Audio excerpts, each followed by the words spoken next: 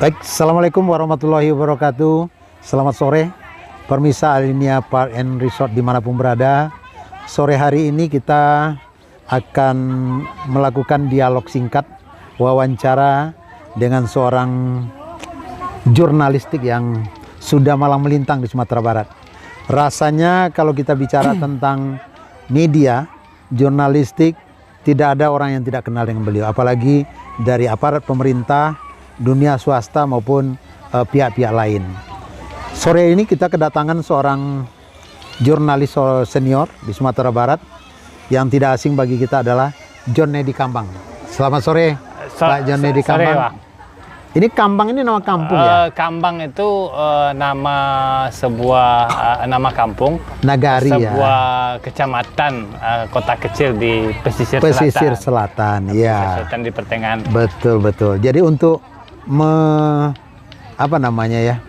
mengangkat daerah itu salah satu strategi sebenarnya. Ya, biasanya kan orang pakai suku ya. Banyak orang pakai suku dulu. Caniago, Tanjung, Kampai segala macam. Nah, saya kemudian dulu berpikir kenapa saya harus memakai suku? Nah, kenapa saya nggak memakai nama kampung? Nah, terbesit lah kemudian ada Kambang. Setelah saya menggunakan nama Kambang itu, saya melihat di Facebook itu semakin banyak yang bermunculan nama-nama Kambang. Nah, ini kan salah satu yang membuat orang termotivasi menjadi inspirator lah ya. Kemudian menjadikan orang menggunakan nama kampungnya bangga, sebuah kebanggaan. Oke. Pemirsa, Pak John Nedi Kambang atau Bon John Nedi Kambang ini adalah mantan Ketua IJTI Sumatera Barat, Ikatan Jurnalistik Televisi Indonesia, Provinsi Sumatera Barat, dan sekarang beliau sudah selesai tugasnya dan menjadi Ketua Dewan Pembina. Dan sehari-hari beliau adalah koresponden atau reporter dari Televisi Nasional CNN yang meliputi Trans 7 dan Trans TV. Kalau nggak salah begitu ya, Pak John ya. Boleh mungkin diceritakan secara singkat Pak John, siapa itu John Nedi Kambang? Terima kasih Pak Marilis. Jadi ini suatu kehormatan besar saya bisa bersama Pak Marilis yang saya kenal memang sejak masih di Ardin. Kita sudah lama sekali ya. Ya, betul. Ketika saya masih tukang lawan-lawan pemerintah dulu ya. Karena hubungan kita dengan kawan-kawan juga bagus dari awal. Nah, jadi memang saya terus terang dibanding yang lain mungkin saya masih tergolong junior karena baru memulai itu sekitar 24 tahunan gitu. Saya mulai itu dari SMA ya? Sejak kelas 2 tepatnya. Kelas 2 SMA itu. Saya SMA di SMA 1 SMA Lengayang di pesisir selatan itu. Jadi saya mulai di kelas 2 SMA. Kebetulan dulu saya harus berterima kasih ini kepada Harian Singgalang. Jadi di Harian Singgalang itu dulu ada namanya koran masuk sekolah. Jadi ada edisi khusus yang diperuntukkan di mana wartawannya adalah para penulis dan wartawannya adalah anak sekolah dari SMA, mahasiswa dan kalangan umum. Ya, di sini mereka ini diasah untuk belajar menulis, mengirimkan naskah dan segala macam. Nah, saya kebetulan di kelas 1 itu juara kelas. Kami kemudian membentuk kelompok ilmiah remaja namanya. Nah, saya kebetulan masuk di dalam. Salah satu tugasnya kemudian adalah tugas akhir kelompok ilmiah remaja ini adalah berkunjung ke salah satu media di Kota Padang. Di Kota Padang itu yang punya basic dan punya sarana untuk para pelajar itu adalah Harian Singgalang. Di sana diperkenalkan, saya ingat namanya ada Luzi Diamanda. Ada Luzi Diamanda, kalau Pak Maris nggak kenal, ada Gus Ben Khairul di sana. Pak Gus Ben masih di Singgalang waktu itu. Di Singgalang dulu. Denny Risman, Caniago. Nah, orang-orang jadi hebat semua yang hebat, alumni Singgalang semua ya? Alumni Singgalang semua. Nah, hebat Pak Basri Jabar. Saya kemudian saat itu ditantang untuk mau mengirimkan naskah. Nah, saya kemudian belajar dari kelas 2 SMA itu saya sudah belajar. Kelas 2 SMA, kelas 3 saya sudah nyari uang sendiri dari hasil menulis. Dari hasil menulis itu. Nah, kemudian KMS itu memberikan honor yang saat itu lumayan saya juga untuk sangat ukuran besar, kita. untuk sangat besar. Honor saya itu bisa 10.000, 15.000 satu artikel. Sementara SPP saja itu 2.500. Iya. Ongkos bus, saya ingat ongkos bus dari Kambang ke Padang itu 1.500. Iya. 1.500 waktu itu. Nah, sementara saya sudah bisa menghasilkan kadang 10.000, kadang 15.000, kadang 17.000. Jadi 6,5 kali lipat. Nah, saya di kelas 2, kelas 3 itu sudah datang dari namanya wartawan sekolah. Ini sudah masuk sekolah ke sekolah. Jadi tidak ada sekolah yang tidak saya kunjungi di pesisir selatan. Jadi bukan hanya wartawan, jadi wartawan sekolahan di tingkat kecamatan, tapi saya juga sudah masuk ke seluruh sekolah yang ada di Kabupaten Pesisir Selatan. Dari SMA, SMP dan segala macam. Itu kemudian jadi kata orang, saya pernah dapat cerita dari senior-senior, kalau kamu sudah pernah menikmati uang koran, dan pernah tidur di koran, di atas koran, kamu akan jadi wartawan. Kamu tidak akan bisa meninggalkan profesi ini. Nah, itu kemudian memang terbukti sejak kelas 2 tamat SMA, saya tidak memikirkan. Saya lupa dengan cara kuliah. Saya tidak punya keinginan waktu itu, tidak punya keinginan. Jadi untuk memang keluar. tidak pernah mendaftar untuk kuliah. Untuk kuliah waktu itu enggak karena langsung kerja. Jadi setelah dari koran Singgalang itu, saya kemudian dapat ada lagi namanya Pinto Janir. Jadi Pinto Janir di seniman gila teman kita ini. Teman kita ini senior saya. Mudah-mudahan dia nanti akan nonton video podcast kita ini. Diperkenalkan dulu waktu di Semangat di Canang. Oh, Canang. Jadi dulu di zaman itu kan ada 4 media. Harian Semangat, Harian Singgalang, Harian Haluan, dan satu mingguan. Canang. Nah, di Canang itu juga ada ruang kreasi untuk anak sekolah, namanya DSKS, dari sekolah ke sekolah. Nah, kebetulan pengelolanya Pinto Janir. Nah, saya berkenalan dengan Pinto Janir. Nah, dari sana kemudian dari wartawan sekolah, saya kemudian dimotivasi untuk jadi wartawan kecamatan, bikin berita umum. Dari situ kemudian ini koran-koran kriminal nih. Koran kuning namanya dulu dari Canang. Kebanyakan bersentuhan dengan hal-hal yang hukum dan segala macam. Nah, dari tamat SMA saya sudah tidak lagi berpikiran waktu itu untuk kuliah. Saya sudah menikmati hidup, sudah dapat candunya lah ya. Udah kecanduan berat. Sudah bisa bertemu gampang dengan banyak orang, pejabat, dengan aparat pejabat, kepolisian, segala macam. Pokoknya sudah sepertinya tidak ada sekat. Nah, salah satu kelebihan menjadi wartawan itu kita tidak punya sekat dengan orang. Kita punya hubungan yang bagus, relasi, pertemanan segala macam, bukan hanya sebatas antara kita dengan narasumber, tapi juga menjadi rekan kerja di luar gitu. Nah, itu yang kemudian berlanjut terus sampai saya di Canang itu 1999. Nah, kemudian muncul ada namanya koran Padang Express waktu itu. Harian Padang Express, Jawa Pos bikin koran di 25 Januari 99 itu. Saya termasuk salah satu yang ikut membidangi lahir pertama. Itu ada senior di situ, ada Jayus D. Effendi, ada Wistian Yutri, Cici belum mendiang. Enggak, yang mendiang Sultan Zaili Asril. Pak Zaili juga ada. Sampai saya kemudian 2 tahun. Firdaus Oktaveri. Oktaveri yang hari ini di Semen Padang ya. Hari ini di Semen Padang. Ya, jadi pejabat beliau. Nah, tapi masalahnya saya punya tipe saya itu tidak puas dengan satu tempat. Nah, ini mungkin bisa jadi kelemahan, tapi bisa jadi ini jadi motivasi. Karena apa? Saya ingin sesuatu yang baru. Nah, saat itu saya masih kerja di mingguan, kemudian ada harian, saya kerja di harian. Nah, waktu itu sudah di 2001, 19 sampai 2001 saya di Padang Express. Nah, 2001 itu sudah bermunculan ini online Jadi jauh sebelum 2001 sudah ada sudah muncul 2021 itu sebenarnya sudah muncul. Ada namanya astaga.com. Ada namanya detik.com. Ada namanya satunet.com.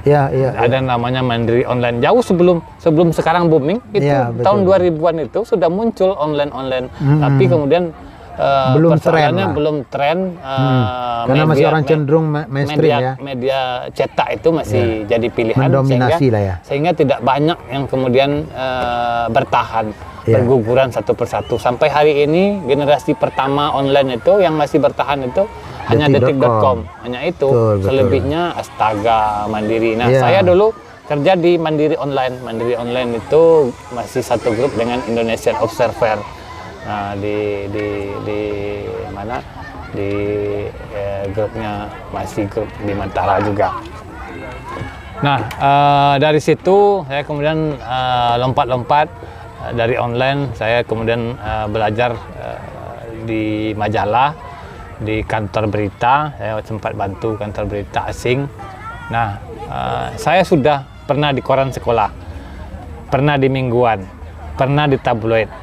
Saya pernah belajar bagaimana kerja di majalah, sistem kerja di majalah.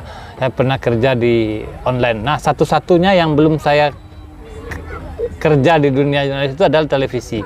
Nah, saya jadikan kemudian memotivasi diri, saya ingin kerja di televisi.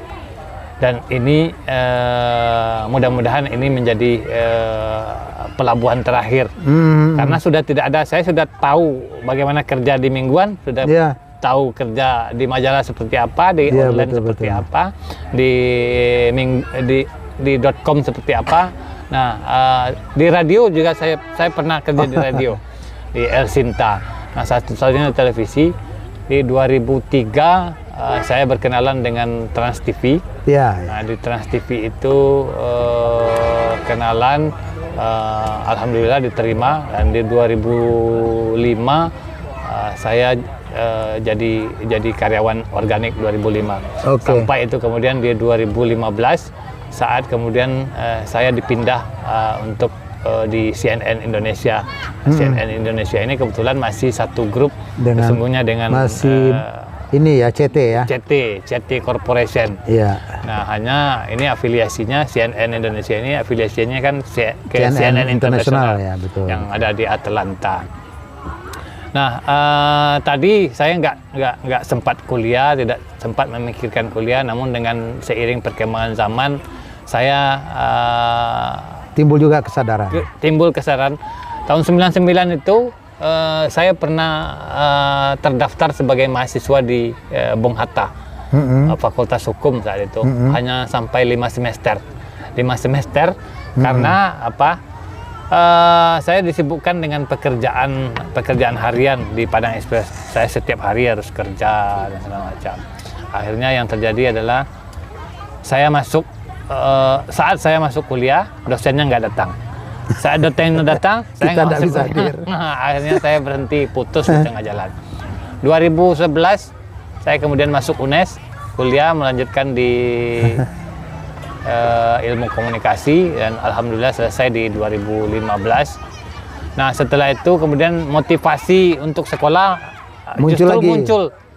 Saya kemudian masuk UNAN, S2. UNAN di S2 di ilmu komunikasi, selesai di 2020.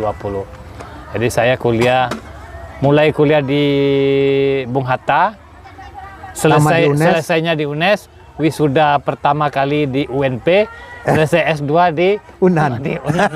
Jadi ada Bung Hatta, ada UNES, ada UNP-nya, ada UNAN-nya. Tinggal UIN yang belum. UIN-nya yang belum ada. Wah, luar biasa. Jadi itu yang kemudian motivasi itu ternyata munculnya belakangan.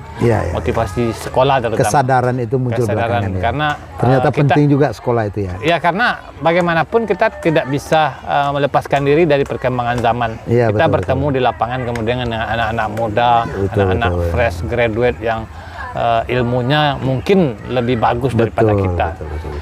Nah, ini tidak bisa dielakkan saat kita ngomong dengan seseorang sementara kita tidak punya pengetahuan, apalagi profesi yang kita jalani, kita dituntut untuk terus mengasah kemampuan, upgrade kemampuan dan segala macam. Nah, itu yang kemudian membuat motivasi. Nah, sekarang S2 ini apakah mau lanjut? Sepertinya enggak. saya Jadi S2 belum selesai ya? Udah. Udah. S2 sudah. Oh, S3-nya. S3-nya mau lanjut, sepertinya saya limpahkan mau ke anak cucu aja nanti. Cukuplah kita ini sampai S2. Ini S2 dijadikan motivasi aja, ditunjukkan kepada anak bahwa bapaknya sempat S2, jadi anaknya jangan sampai kurang dari S2. Kurang dari S2, minimal betul. sama. Ini jadi motivasi buat generasi kita mendatang. Gitu, Pak. Luar biasa Pak John. Nah, kalau boleh mungkin diceritakan sedikit, ini kan cukup panjang nih. Dari mulai SMA, kemudian setelah tamat SMA langsung bergelut dengan dunia jurnalistik yang dengan segala hantu belaunya. Nah, bisa nggak diceritakan bagaimana suka dukanya ini? Ya, suka duka itu banyak sesungguhnya ya. Apalagi kita bicara dukanya dulu duka. Saya itu pernah punya kasus dengan salah satu mantan kepala daerah sekarang. Dituntut? Sampai ke pengadilan. Oke. Saya waktu itu masih di Mingguan Sanang. Ya ini hanya persoalan komunikasi antara saya dengan reporter yang bikin naskah waktu itu. Jadi saya kebetulan dapat tugas dari editor, kalau dulu redaktur untuk ngedit, menambahi pemberitaan yang bersangkutan. Nah, tapi kemudian berlanjut proses hukum. Tapi proses hukum itu kemudian terhenti. Enggak, saya punya kasus itu dengan saudara Amrizal Rengganis dulu. Rengga. Jadi yang di Pemko Padang hari ini. Ya. Nah, kami menjadi reporter, menjadi wartawan Indonesia pertama ini yang kasusnya sampai di pengadilan. Kasusnya dengan Pak Baharudin waktu itu. Nah, Pak Baharudin ini sebenarnya hubungannya baik, biasa-biasa aja di pengadilan. Kami tidak ada punya persoalan pribadi kecuali persoalan pemberitaan itu. Masalahnya saya kalau nggak salah kami berdua itu dihukum vonis 7 bulan. Saya lupa sampai 7 bulan ini, iya sampai vonis. Tapi percobaan. Dan proses hukumnya kami kemudian banding, nggak jelas sampai sekarang. Nggak jelas. Karena motivasi Pak Baharudin itu bukan buat menghukum adik-adiknya, tapi hanya buat nama baik aja. Nama baik aja mungkin. Nah, itu hal yang paling agak berat lah ya. Karena sidang itu, saya harus menjalani sidang itu lebih dari 1,5 tahun. Proses persidangan dari pemeriksaan awal sampai kasus terakhir itu divonis itu 1,5 tahun. Dan itu menyita waktu karena sidang setiap minggu dan segala macam. Betul. Pada akhirnya, pada ujung-ujungnya saya nggak datang aja. Bahkan di sidang vonis saya nggak datang. Saya hanya dapat cerita dari pengacara. Nah, itu mungkin duka, dan duka yang paling berkesan itu adalah saat kita harus memberitakan sesuatu yang berkaitan dengan kampung sendiri terutama. Itu kesedihannya luar biasa. Termasuk juga mungkin saat kita mereportase korban-korban gempa di daerah kita sendiri. Nah, itu sentuhan perasaannya nurani jauh kita ya. lebih. Saya pernah liputan tsunami di Aceh, di Nias. Saya mungkin tidak terlalu terbawa perasaan, tapi saat bencana gempa itu 98 terjadi, kita ya. 2009 ya.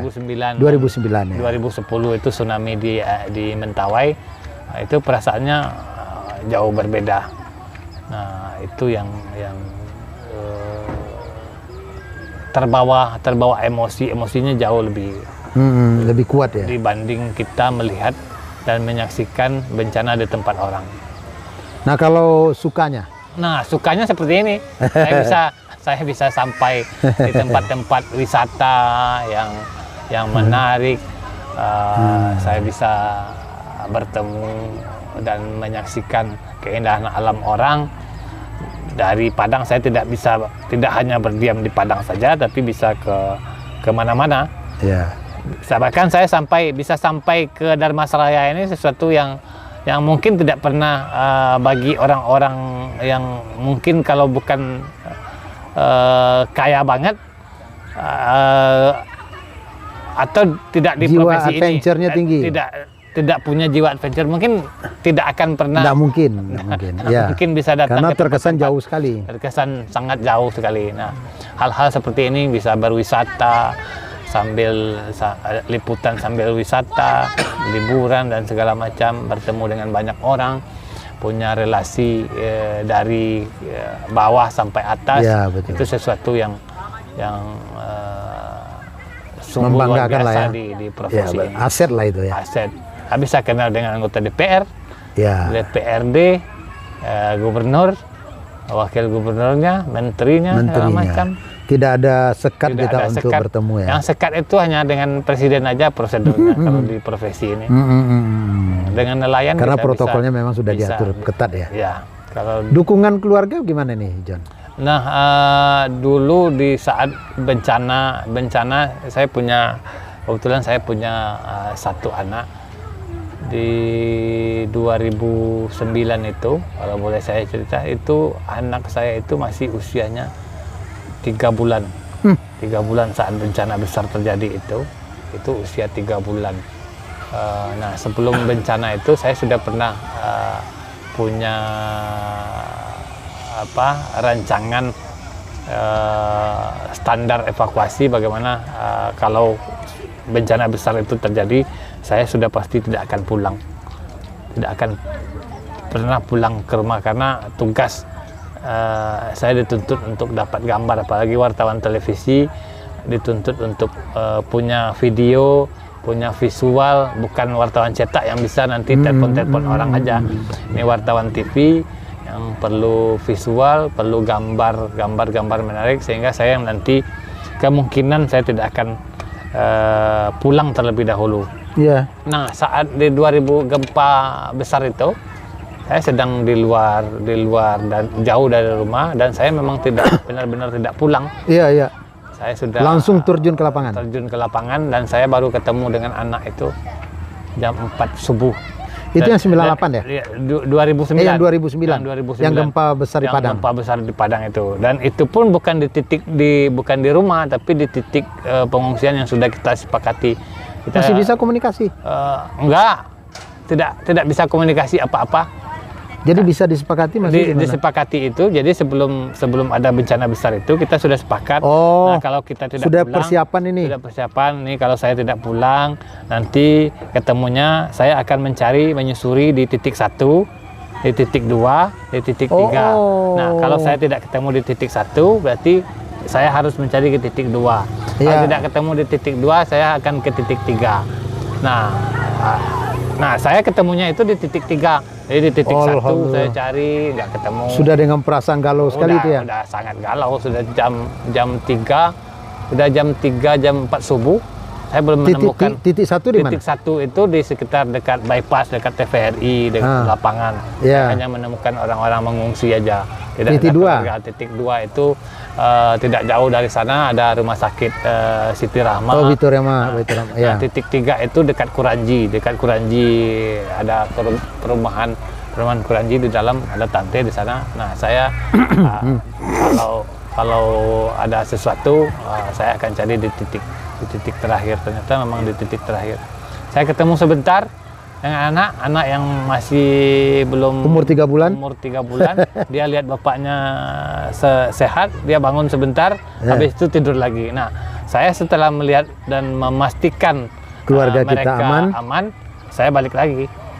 Itu baru ketemunya itu paling seminggu kemudian.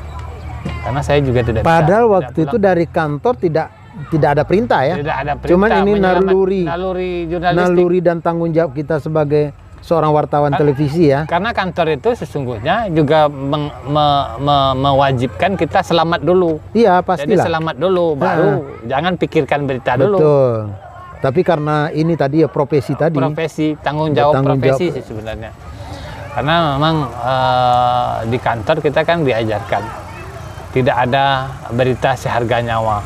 Jadi nyawa itu justru lebih penting daripada berita. Betul, jadi kalau dapat berita kemudian kita tidak selamat, tidak ada gunanya kan.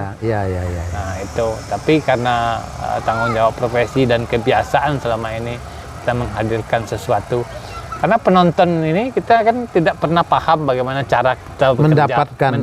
Betul, yang penting mereka menikmati berita yang kita tayangkan. Mereka tidak bagaimana peduli, sulitnya tidak orang peduli, di medan perang, nggak pernah tahu di daerah bencana. Paling nanti kalau gambar kita goyang-goyang jelek, protes kita dimaki-maki. Tidak berkualitas. Betul. Bodoh sekali ini reporternya siapa ini reporternya ini. Padahal mereka tidak tahu bagaimana kita suka pertaruhan untuk mendapatkan nyawa, untuk sebuah visual gambar. Saya juga pernah ngambil gambar tengah malam di tempat longsor. Besok paginya saya baru tahu di tempat saya berdiri itu longsor di Pariaman itu. Ternyata di tempat saya berdiri itu yang habis ke bawah. Itu yang habis ke bawah. Nah, saya juga punya pengalaman mungkin ya memang soal takdir tidak ada yang tahu. Saya pernah ditugaskan di BKO liputan di rumah sakit pusat Pertamina. Ini nungguin Pak Harto yang lagi sakit. Saya sedang berdiri di satu titik. Dalam hitungan saya kalau nggak salah masih ngerokok waktu itu. Saya minta api, nyari api. Jadi nyari api, saya beranjak nyari ke kawan yang ada di dekat situ, di dekat salah satu gedung. Nah begitu dalam mungkin baru tiga langkah saya bergerak dari sana. Ada plafon beton itu jatuh pas menimpa. Betul. Jadi semua orang pada kaget karena melihat saya ada di sana kan. Ternyata saya sudah berjalan tiga langkah dari situ. Hal-hal seperti itu kadang-kadang yang harus kita syukuri dalam hidup. Itu tidak ada kekuasaan kita. Betul-betul murni Tuhan yang menyelamatkan kita ya. Oke, John. Ini kan saya kaget nih di telepon kemarin bahwa hari ini John mau berkunjung ke sini. Saya pikir hanya sendiri. Tapi ternyata bawa anak-anak, bawa keluarga, dan artinya sengaja ke sini. Nah, saya mau tahu ini, apa motivasi dan kenapa? Kenapa diputuskan? Ya ini kan jauh sekali kalau kita tinggal di Padang, membayangkan Dharmasraya itu selama ini sama dengan Solok Selatan itu sesuatu yang sangat tidak menarik itu. Dharmasraya itu nggak ada yang menarik sih. Nggak ada memang. Nggak ada. Jadi pertama 6 jam. Kalau 6 jam, kalau agak santai itu bisa 7 jam. Nah, yang pertama itu. Yang kedua, saya melihat dulu Dharmasraya ini ada beberapa titik tempat wisata yang dulu mau saya kunjungi. Dulu ada taman bunga kalau nggak salah di sini. Ada taman bunga. Sebelum tapi umurnya nggak. Begitu saya mau lihat, ternyata taman bunganya udah nggak ada. Terus ada lagi menjelang pintu masuk ini ada kincir-kincir angin apa gitu. Itu dulu. Itu umurnya juga nggak lama, bahkan saya lihat udah mati sepertinya. Sudah. Lalu di dekat jembatan juga ada beberapa tempat. Nah, saya tidak pernah berwisata mengajak keluarga apalagi keluar dari pakem yang selama ini dilakukan oleh masyarakat Sumatera Barat. Kebanyakan masyarakat Sumatera Bukit Tinggi, Payakumbuh, pesisir selatan sekali-sekali. Paling juga ke Tanah Datar lah. Tanah Datar paling ke Istano. Nah, Istano itu muaranya juga ke Bukit Tinggi kadang-kadang ke Payakumbuh. Nah, saya selama ini memang tidak pernah keluar juga dari pakem itu. Kadang harus bermacet-macet ria. Jarak Padang Bukit Tinggi yang harusnya ditempuh 1,5 jam, 2 jam, bisa 5 jam, 6 jam. Bahkan saya pernah terjebak 7 jam. Jadi udah berangkat, udah capek bawa kendaraan segala macam. Nah, saya sebenarnya tertarik karena kampanye yang dilakukan Pak Marlis sendiri di media sosial ini sangat luar biasa mempengaruhi psikologis orang ya. Psikologis orang. Termasuk saya penasaran ini apa lagi yang dilakukan Alinia. Ada sesuatu yang baru, saya melihat ada orang bersampan-sampan, ada menikmati durian, ada main ATV, ada flying fox. Iya. Ini kok bukan Pak Marlis yang saya kenal begitu. Saya kenal Pak Marlis itu bukan gila seperti sekarang, masih setengah gila. masih setengah gila. Ini kok seperti membangun kampung orang gitu. Saya penasaran, pertama saya penasaran dan saya sempat bilang ini kepada istri. Istri ini seakan-akan masih enggan karena membayangkan jauhnya 6 jam dan segala macam. Dan apa yang mau kita lihat di situ? Yang mau dilihat itu apa? Nah, saya yakinkan sampai H-2 saya masih berusaha meyakinkan karena target awalnya masih ke tempat yang biasa-biasa, yang tadi.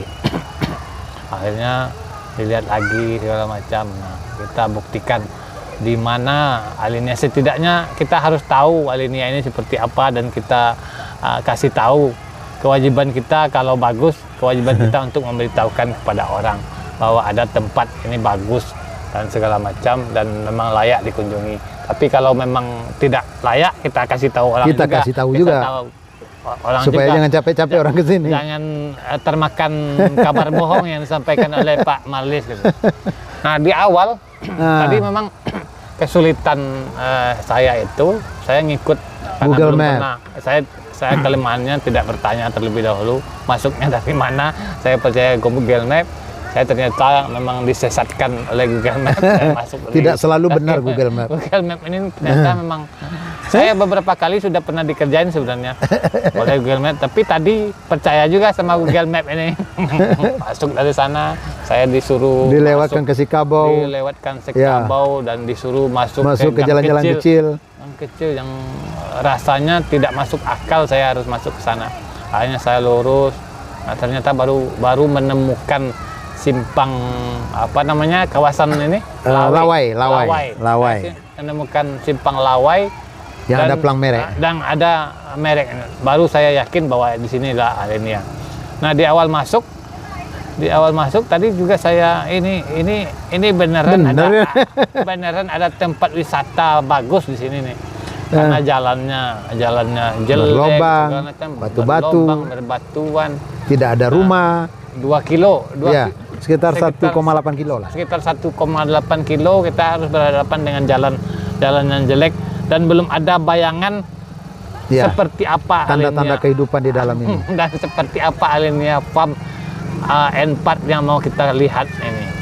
Tapi kita yakinkan, bismillah, perlahan-lahan dari gerbang masuk kita sudah yakin ini sangat luar biasa. Nah, ternyata parkirannya memang penuh. Parkiran dari pintu masuk sampai tadi itu full. Alhamdulillah. Dan saya lihat ini memang ibaratnya ini seperti alam gada. Apa lu mau gua ada. Nah, ini ada semua di sini. Ada wahana apa? Mau main ATV ada, mau berkuda ada, mau memanah di sini ada. Bahkan ada sampan tadi di depan, selaju sampan, ada flying fox. Yang ini water park apalagi. Water park bagus. Nah, ada tempat fasilitas nginapnya juga tersedia di sini. Ada restoran yang mau, pokoknya alam gada apa lu mau ada. Jadi ini jadi saya berpikir ini Pak Marlis mengumpulkan uang dari masyarakat Dalmasraya ini pintar banget. Oh, tidak. Jadi ini mungkin kita membantu justru Dalmasraya. Karena yang datang ke sini justru yang dari Jambi banyak, Pak John. Dari Jambi, dari Kuantan Singingi, dari Riau, dan dari daerah-daerah yang terdekat di samping masyarakat Dalmasraya ya. Tapi hampir 60% itu dari luar. Dari luar kota. Jadi justru kita mengambil orang dari luar sebenarnya. Luar, ya. Untuk masyarakat. Iya, untuk berkunjung ke sini. Yang selama ini mereka adalah sama dengan tadi ke Bukit Tinggi, ke Payakumbuh, Padang Panjang, Padang, pesisir selatan. Nah, dengan adanya ini mereka sudah sebagian tinggal di sini. Jadi ada yang tidak bisa berwisata ke Padang karena jauh dan mungkin transportasi, mereka bisa di sini. Tadi saya membayangkan ini adanya di Rimba Raya nih Pak. Membayangkan orang-orang kalau berpikir mendengar Darmas Raya itu yang kebayang itu kan sawit, karet, sawit, hutan, yang ini di tengah rimba, tidak ada kehidupan dan mungkin tidak akan sebanyak ini orang berkunjung. Ya. Tapi kok sudah tersuruk, sudah ini jalannya jelek, jauh, kalau bertanya ke Google bisa dibikin sesat. Tapi justru orang ke sini itu ribuan orang begitu. Nah, ini sesuatu yang memang Alinia itu punya gitu. Sesuatu yang memang dicari orang. Ini yang sesungguhnya dicari orang, bukan hanya orang Sumatera Barat, tapi orang luar dari Jambi, dari Pekanbaru seperti yang tadi Bapak bilang. Nah, ini yang sebenarnya dibutuhkan orang. Nah, setidaknya kalau saya kepala daerah ini, Pak Marlis ini sudah saya jadikan warga utama ini. Warga utama karena sudah ikut mendorong dan membantu, setidaknya dengan keberadaan Alinia ini, Darmas Raya itu sedikit terpromosikan. Sangat luar biasa. Sangat luar biasa. Sudah pasti. Ya. Sudah pasti orang tahu Alinia di mana, di Darmas Raya. Orang tidak tahu Alinia di Padang, padahal Alinia ini di Padang pusatnya. Ya, ada di mana-mana. Tahu ada di mana-mana. Tapi begitu orang mendengar Alinia Farm, orang akan langsung membayangkan Darmas Raya. Orang memperbincangkan Darmas Raya, dan Darmas Raya, pemerintah Darmas Raya seharusnya sangat berterima kasih dengan keberadaan Alinia ini. Mungkin dukungan dari kepala daerah. Oh, luar biasa. Dengan Pak Bupati, Kepala Dinas, Camat, Wali Nagari, pemuda, masyarakat luar biasa.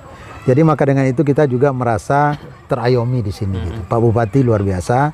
Padahal Pak Marlis bukan orang sini kan? Saya secara ini adalah orang Sijunjung. Orang Sijunjung. Kampung kan? Saya Sijunjung, istri saya Solo, domisili di Padang. Nah, tapi kenapa saya bisa berinvestasi di sini saya juga nggak tahu. Ini barangkali Tuhan nih, tangan Tuhan yang mentakdirkan melalui wasilahnya saya harus berbuat sesuatu di sini. Dan mudah-mudahan ini ada manfaatnya untuk masyarakat di sini dan masyarakat Kabupaten Darmas Raya. Saya pikir ini aja kalau saya melihat tinggal bagaimana kemudian ini betul-betul dikelola dengan baik, dipertahankan apa yang sudah ada.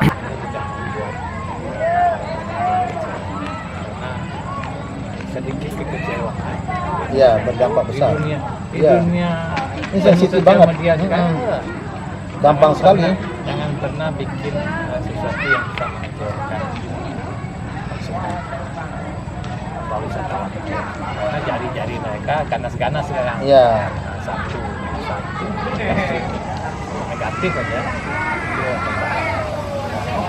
Setidaknya apa yang kita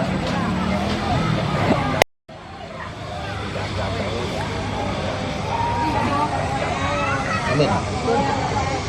Kacamata saya yang baru kan. Ini kan saya baru beberapa jam. Ya. Lihat sekilas sudah sangat luar biasa. Tingkatkan apa yang memang diperlukan orang. Edukasinya mungkin diperbanyak. Ini kawasan edukasi bisa ada ternak. Ada peternakan juga dan sistem cross house. Mungkin hal-hal seperti ini bisa jadi wisata edukasi yang membumi begitu. Ya, barangkali mungkin ada semacam harapan John pada kami di sini dan mungkin juga untuk pemirsa, silakan disampaikan. Ya. Jadi saya hanya berharap bahwa ini akan tetap ada, tidak seperti wisata-wisata objek-objek yang sebelumnya ada, tapi sekarang sudah tiada, hanya bertahan dalam hitungan beberapa bulan atau beberapa tahun saja. ini tetaplah menjadi Alinia farm and park yang disukai banyak orang, dan sudah saatnya sesungguhnya buat kita untuk meninggalkan kawasan-kawasan yang selama ini penuh dengan kemacetan dan segala macam. Di sini tempatnya nyaman dan yang pasti tidak menguras kantong gitu. Jadi rugi rasanya kalau kita tidak memanfaatkan, tidak berkunjung ke sini, karena di sini seperti tadi saya bilang bahwa ini kawasan alam gada, apa lu mau ada. Demikian Pak. Baik, Pak terima Malis. kasih Pak John Nedi Kambang, Bung John Nedi Kambang yang sudah berkesempatan hadir dan menginap malam ini di, nama kita bukan Alinia Farm and Park lagi, tapi berubah menjadi Alinia Park and Resort. Oh, Alinia Kenapa? Park and Farm Resort. itu sudah jadi include dia ada ke dalam park. Karena kandang ayam itu menjadi wahana Oh, wisata. jadi wahana wisata. Jadi menjadi sarana untuk edukasi bagi Oh, kita. siap. Maka kita rubah namanya pada saat peresmian kemarin menjadi Alinia Park and Resort. And Resort.